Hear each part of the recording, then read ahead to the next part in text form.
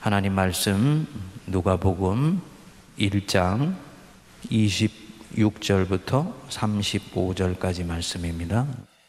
여섯째 달에 천사 가브리엘이 하나님의 보내심을 받아 갈릴리 나사렛이란 동네에 가서 다윗의 자손 요셉이라 하는 사람과 약혼한 처녀에게 이르니 그 처녀의 이름은 마리아라. 그에게 들어가 이르되 은혜를 받은 자여 평안할지어다.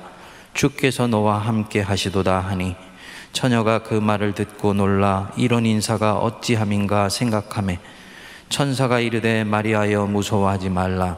내가 하나님께 은혜를 입었느니라. 보라 내가 잉태하여 아들을 낳으리니 그 이름을 예수라 하라. 그가 큰 자가 되고 지극히 높으신 이의 아들이라 일컬어질 것이요 주 하나님께서 그 조상 다윗의 왕위를 그에게 주시리니 영원히 야곱의 집을 왕으로 다스리실 것이며 그 나라가 무궁하리라. 마리아가 천사에게 말하되 나는 남자를 알지 못하니 어찌 이 일이 있으리까?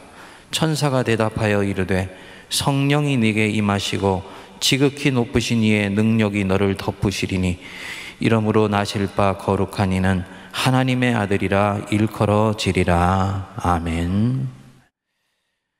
기독교 신앙은 2000년 동안 수많은 비판과 공격을 견디고 이겨내면서 오늘에 이르렀습니다.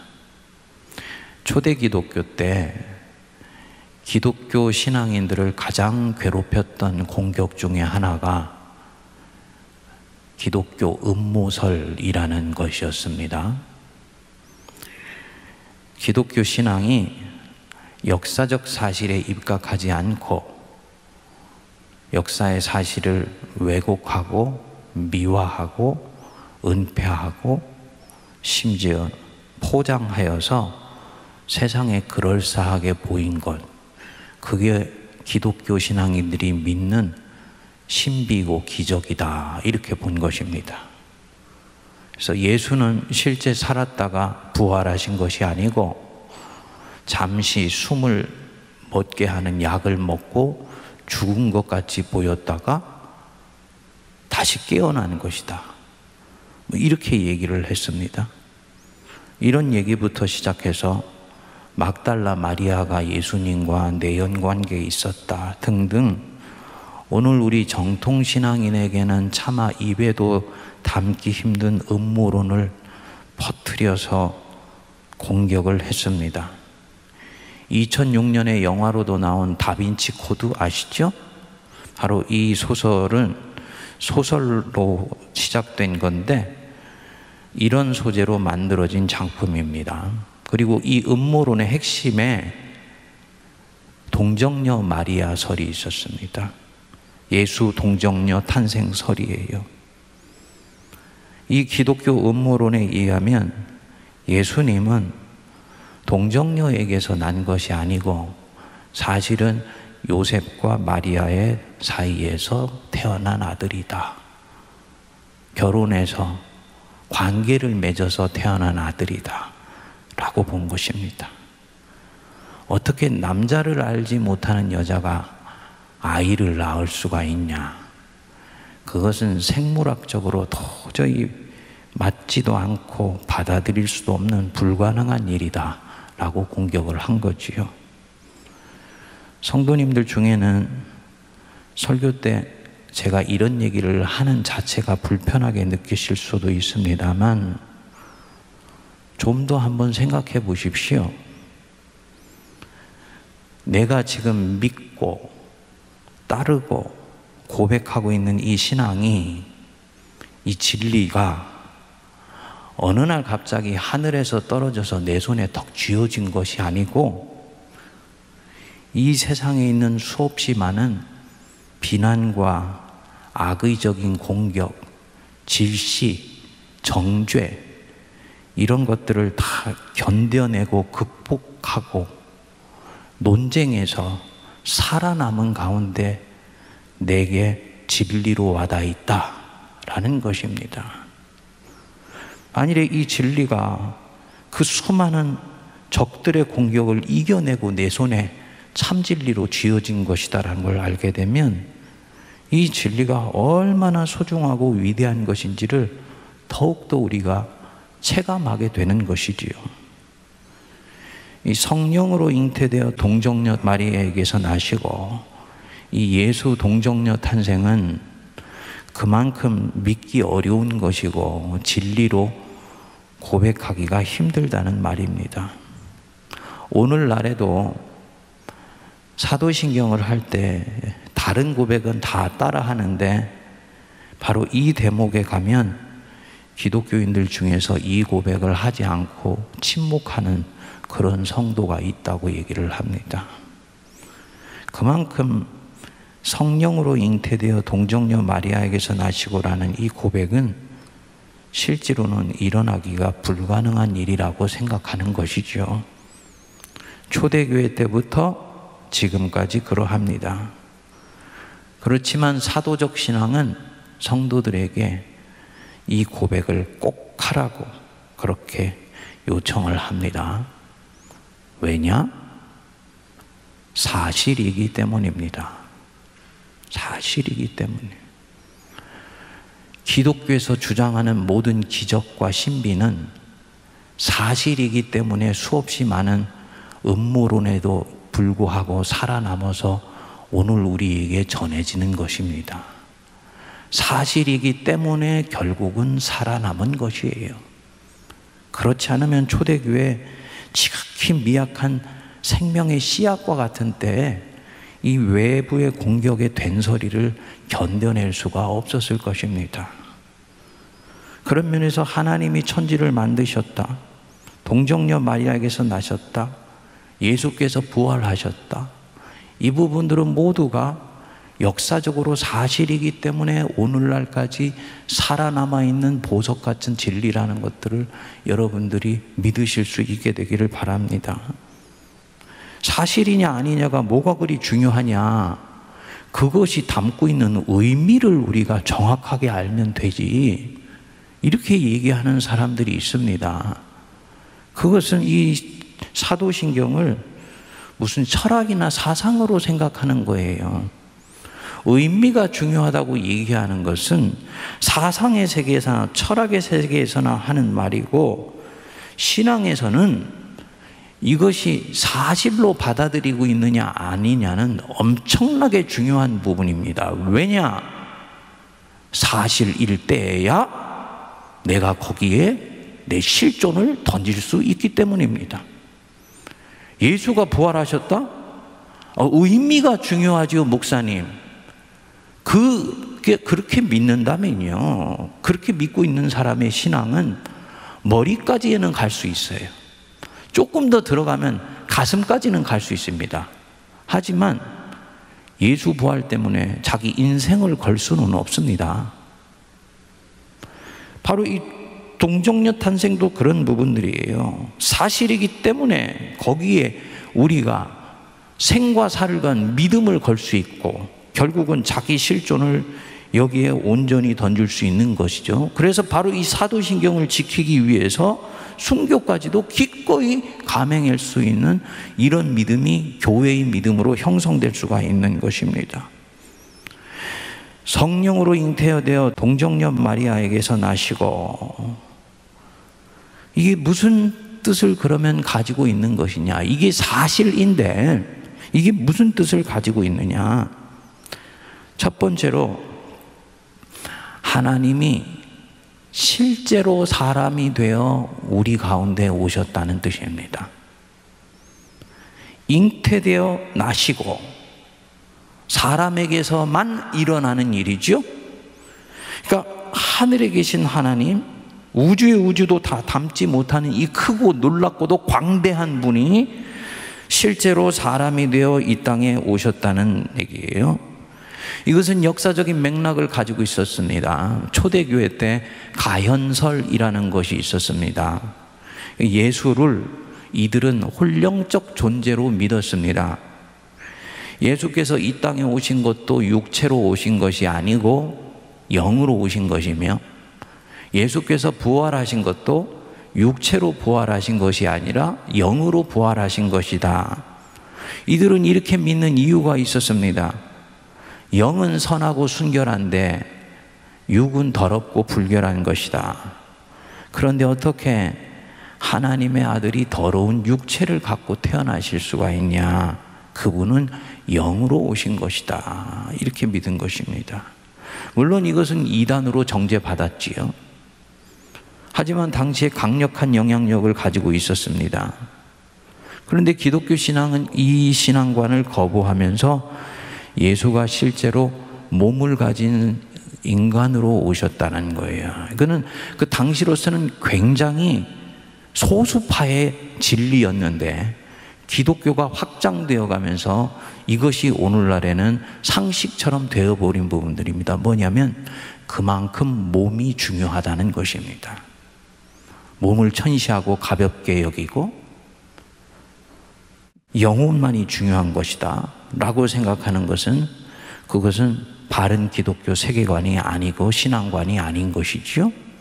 몸을 우리가 잘 살피는 부분들은 성령이 거하시는 집으로서의 그런 하나님의 도구를 거룩하게 살피는 부분에서 굉장히 중요한 부분이라는 것을 얘기를 합니다. 둘째로, 그분은 성령으로 잉태되셨습니다. 이 말은 예수 그리스도께서는 사람으로 오셨지만 죄가 없는 분이라는 것을 말합니다. 모든 사람이 태어날 때 갖고 태어나는 원죄를 예수님은 갖고 계시지 않다는 거지요. 대단히 중요한 부분인 것이, 죄가 없는 참 사람이어야 인류를 위한 대속제물로 자신을 주실 수 있는 거잖아요. 내가 죄가 있다면 나는 죽더라도, 그 죽음이 대속적 죽음이다 할지라도 나를 위해서만 죽을 수가 있는 거지요. 근데 예수님께서 죄가 없으신 분이시기 때문에 이 예수님이 죽으신 이 죽음이 속죄제로 드려지는 대속제물이 될 수가 있었던 것입니다. 그래서 동정녀 탄생이 사실이 아니고 음모에 불과하다든지, 동정녀 탄생을 단순히 의미로만 받아들이게 된다면 기독교의 속죄신앙의 핵심을 부정하는 그런 쪽으로 빠지게 되는 것입니다. 그래서 믿기를 부담스러워하는 성도가 이 대목에서 있다는 걸 알지만 이 사도신경에서는 이 대목을 반드시 고백하도록 한 것입니다. 셋째로, 동정녀 마리아에게서 나시고, 이 말은 하나님이 실제 사람이 되셔서 오셨을 뿐만 아니고 우리 가운데에서 사셨다는 것을 말합니다. 하늘과 땅 사이에 저 어느 쪽인가 오신 것이 아니고 우리 가운데 오셔서 우리와 함께 집을 짓고 사셨다는 것을 얘기를 해요. 우리와 똑같은 모습으로 사셨습니다. 그분에게는 아버지가 계셨고 어머니가 계셨으며 사랑하는 형제들이 있었습니다. 우리가 겪은 모든 생사고락을 다 겪으셨습니다. 마지막 돌아가실 때는 장남으로서 이제 남겨두고 가는 육의 어머니가 그 마음에 너무너무 밟혔어요. 애달팠습니다. 십자가상에서 마지막 숨을 거두시기 전에 사랑하는 제자 요한에게 말씀하셨죠? 너의 어머니다. 제자에게 자신의 육신의 어머니를 맡겨드리고 간 것입니다.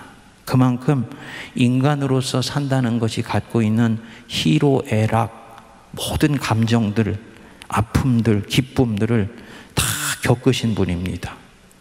그렇기 때문에 우리가 겪는 이 아픔을, 우리가 겪는 이 어려움들을 주님은 다 이해하시고 계십니다. 사도 바울이 이런 분이 하나님 우편에서 오늘 우리를 위하여 간구하시고 있다 그랬잖아요. 그러니까 중보자 중에 진정한 중보자라고 얘기를 할 수 있는 것이죠. 우리를 속속들이 다 알고 있는 분이 우리를 위해 간구하고 있다. 얼마나 위로가 되는 대목인지 모릅니다. 옛날에 궁에 살던 한 어린 왕자가 서민들 사는 민가에 나왔다가 길을 잃어버리게 됐습니다. 결국은 왕궁으로 환궁을 하지 못하게 되어서 어느 아이를 가지 못한 아낙네 품에서 어린 유년 시절을 보내게 됩니다. 성인이 되어서 자신의 신분이 알려지게 되고 그는 다시 환궁을 하게 되지요. 그리고 이 왕자, 다른 어느 왕자나 어느 귀족보다도 백성들이 사는 모습이 어떤 것인지를 속속들이 잘 압니다. 그들이 얼마나 힘들게 사는지, 얼마나 하루 세끼 먹는 것에 대해서 온 정성을 기울여야 되는지, 얼마나 사람들이 인생 사는 가운데 시달리는 것인지 이런 것을 다 압니다. 우리 예수님이 우리를 아시는 모습이 바로 이와 같으신 거지요. 그분은 우리가 죄에 대해서 시달리는 것을 알고 죄의 권세가 얼마나 막강한지도 알고 한 영혼이 당신께로 돌아오기 위해서 무엇이 필요한지도 정확하게 알고 계신 분입니다. 이런 분이 우리를 위해서 간구하고 우리를 위해서 하나님 우편에서 살피시고 돌보시고 있다? 얼마나 든든하고 감사한지 모릅니다. 그는 우리의 질고를 아는 자다. 바로 이런 뜻입니다. 저는 사람으로 오셔서 우리와 함께 계셨던 가장 큰 이유 중에 하나가 바로 이 부분이 아닌가. 하나님 우편에서 승천하셔서 하나님 우편에 계시는 가운데 그 입에서 우리를 위해서 중보해 주시는 그 능력과 파워가 얼마나 강력하고 구체적인 것인지를 아시고 계시고 바로 그렇게 고해 주시는 분이 되시기 위해서 우리 가운데 오셨다라고 저는 그렇게 또한 생각을 합니다. 우리를 알고 경험하신 이후에 우리를 돌봐주시고 이끌어 주시는 분, 그분이 바로 예수 그리스도이시다. 바로 그런 뜻이 이 동정녀 마리아에게서 나시고 이 속에 있습니다. 또 한 가지 짚고 넘어갈 것이 이 동정녀 마리아에게서 나시고 여기에 이 마리아입니다. 사도신경 전체는 철저하게 삼위일체 하나님이 우리를 위해서 행하신 크고 놀라운 일에 주목하고 있습니다. 그 하나님이 우리를 위해서 하신 크고 놀라운 일을 고백하고 찬양하며 세상 앞에서 선포하는 것, 교회에서 회중들이 선포하는 것이 바로 이 사도신경의 핵심이에요. 그런데 유일하게 여기 나오는 이 대목, 그리고 바로 뒤에 나오는 대목에 두 사람의 이름이 나옵니다. 아마도 예수께서 재림하시기 전까지 사도신경을 고백하는 모든 교회나 성도들 안에서는 이 두 사람의 이름은 결코 떠나지 않을 것입니다. 바로 여기에서 고백한 이 마리아와 뒤에 나오는 본디오 빌라도지요. 본디오 빌라도, 예수를 죽게 만든 사람, 즉 육체로서의 예수의 생명이 끝나버리도록 만든 사람, 그래서 세상에 있는 악한 사람의 상징처럼 되어 있는 사람입니다. 그리고 이 마리아, 예수님의 육체의 생명이 시작되게 하시는데 결정적인 역할을 했던 사람. 마리아가 누가복음 1장 38절에서 이렇게 얘기를 합니다. 주의 여종이오니 말씀대로 내게 이루어지이다. 주의 여종이니 말씀대로 내게 이루어지리이다. 우리는 이 마리아가 예수님이라는 하나님의 아들을 잉태하시는 것을 받아들이는 것이 크고 놀랍고 영광스러운 일이라고만 생각하면서 이 대목을 읽어요. 그런데 당시의 삶의 정황으로 찾아가 보면 이 동정녀 탄생을 마리아가 받아들인다는 얘기는 이제부터 자기에게 오는 모든 순환을 기꺼이 감당하겠다는 것을 뜻하는 것입니다. 뒤에 더 놀라운 것이 46절부터 55절까지의 마리아 찬가입니다. 내 영혼이 주를 찬양하며 내 마음이 하나님 내 구주를 기뻐합니다. 성육을 찬양하는 것이죠. 결혼도 하기 전에 아이를 가졌다. 하나님 편에서 볼 때는 순종이지만 현실로 돌아오면 이제부터 이 여인이 얼마나 많은 고난을 받아야 되는지 모릅니다. 유대 사회의 엄한 질서로 봤을 때는 돌팔매질을 당해서 죽을 수도 있고요. 정혼한 남자로부터 끊어지는 각오를 해야 되는 것은 말할 것도 없지요. 홀로 키우는 가운데 끊임없이 손가락질과 추문에 시달릴 수 있다는 것은 불을 보듯 뻔하지요. 도대체 저 마리아가 나 기르는 아이 말이야, 누구인지 모르겠어. 이런 얘기를 듣고 살 수 있다라는 것을 각오하면서 주의 계집종이오니 주의 뜻대로 되기를 원하나이다 라고 이 성욕을 받아들인 것입니다. 그리고 더 놀라운 것이 지금 이 상황을 찬양하는 거예요. 여러분들 예수 때문에 크고 작은 고난을 당해보신 적이 있죠? 내가 예수님 때문에 참는다. 지금 예수님의 일을 하다가 이런 어려움을 당하고 있는 것이다. 인생에 주님을 쫓아가서 살다 보면 반드시 한두 차례는 경험하게 되어 있습니다. 또 주님을 더 온전히 사랑하는 사람일수록 이런 어려움들이 반복되어서 나타나게 돼요. 그리고 그것을 일컬어서 우리는 십자가의 고난이라고 얘기를 합니다. 근데 그렇게 고난을 당하고 있을 때 한번 자기 자신이 예수 때문에 당하는 이 고난에 대해서 어떻게 지금 반응하고 있는지 한번 들여다보셨나요? 마리아처럼 기뻐하고 감사하며 내 마음이 하나님 내 주를 기뻐합니다라고 반응할 수 있는 분 아마 많지 않을 것입니다. 어떤 사람이 그렇게 할 수 있는 사람이냐?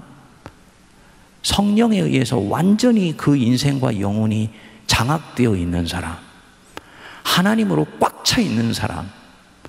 세상에 대한 욕심이라는 것은 시간이 가면서 완전히 그 밑에서 수면 밑으로 깔아앉아 있고 하나님의 일을 이루는 것이 이 세상의 다른 어떤 것보다도 기뻐하고 감사하며 사모하는 것이 되어 있는 사람만이 이 바로 마리아처럼 반응할 수 있는 거예요. 그러니까 이 마리아가 일개 여인이긴 하지만 얼마나 놀라운 믿음을 가졌는지 모르지요. 세상에 있는 수없이 많은 신앙의 위인들이 있고 위대한 신앙의 사람들이 있는데 모세도 있고 요셉도 있고 사무엘도 있고 수없이 많은 신앙의 위인들이 있는데 이 마리아의 이름이 사도신경에 들어가 있다는 것은 우리가 간단하게 볼 부분들은 아닌 것이지요. 오해는 마십시오. 마리아를 찬양하는 것이 아니에요. 이런 부분에서는 가톨릭이 가지고 있는 마리아 숭배설은 성경적으로는 옳지 않은 것입니다.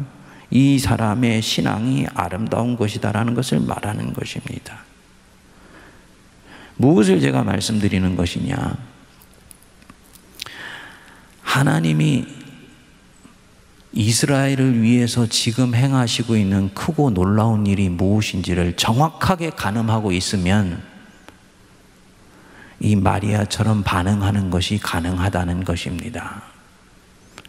마리아는 이런 면에서 지극히 평범한 여인이었고 바리새인이나 사두개인처럼 구약에 능통한 지식을 가지고 있는 것은 아니지만 지금 하나님이 하시려고 하는 이 일이 얼마나 중요한 일인지는 정확하게 알고 있는 거예요.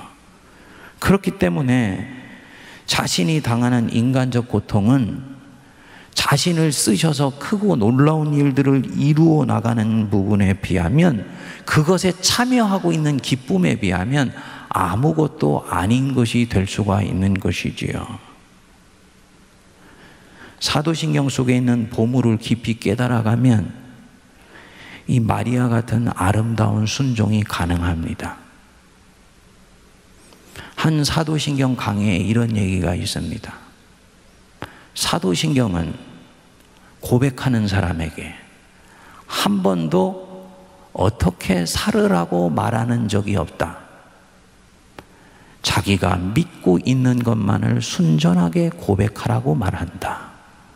그런데 그 사도신경의 고백이 자기 영혼에 실린 고백이 될 때 그 사람은 가장 급진적인 순종을 할 수 있는 사람으로 변하여져 있다. 그렇지요. 사도신경은 고백으로 가득 차 있을 뿐 어떻게 살라고 규범의 조항을 들이대거나 우리를 그쪽으로 몰고 가지 않습니다. 그런데 하나님이 우리를 어떻게 사랑하셨는지 이것에 대해서 바르게 깨치고 있는 자, 사도신경의 깊은 뜻을 온전히 깨치고 배운 자는 놀랍게 변화되고 이 마리아처럼 주의 뜻대로 되기를 원하나이다 라고 고백하며 순종할 수 있는 사람이 될 수 있다는 것입니다. 우리 사랑하는 성도님들, 오늘 마치고 나서 사도신경의 강의가 마무리되는 것 아닙니다. 다음 주에 4번, 그 다음 주에 4번 해서 끝까지 쭉 훑는 시간을 가질 것입니다. 이 시간에 저는 여러분들에게 여러분들의 가슴과 손발이 움직이는 것을 전제로 하면서 사도신경을 들려드리지 않을 거예요. 첫 번째로는 이것이 가지고 있는 기본적인 진리의 내용이 무엇인지를 조밀조밀하게 착실하게 배우고 익히고 바른 지식을 얻는 것에 초점을 두고 진행이 계속될 것입니다. 하지만 내가 이때까지 무심결에 외우고 토해왔던 이 고백 속에 어떤 놀라운 하나님이 우리를 위해서 행하신 크고 놀라운 것들이 있는지를 바르게 깨치게 될 때 바로 그 고백의 깊은 내용은 나로 하여금 마리아처럼 주의 계집종이오니 주의 뜻대로 되기를 원하나이다.